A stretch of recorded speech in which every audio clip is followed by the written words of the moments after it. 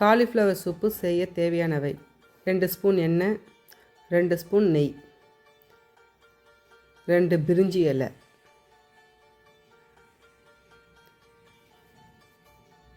பட்டை,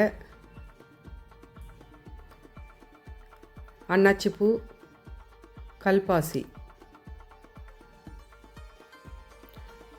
கிராம்பு, ஏலக்காய், சோம்பு 1 ஸ்பூன்,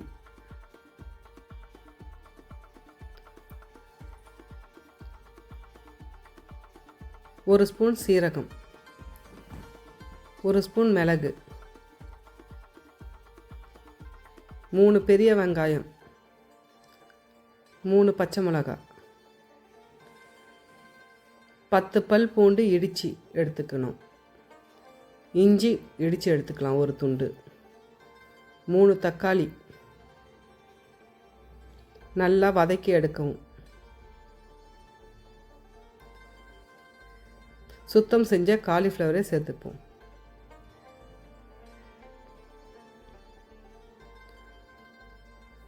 கால் டீஸ்பூன் மஞ்சத்தூள்,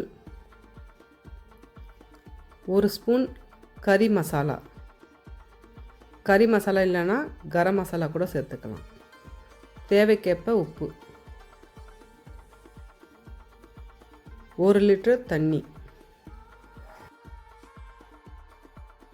100 சிறுபருப்பு நல்லா வேக வச்சு எடுத்து சேர்த்து கிளறவும்.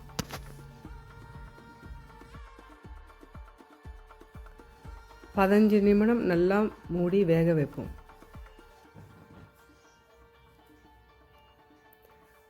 இப்போ கொத்தமல்லி தழையை போட்டு இறக்குவோம்.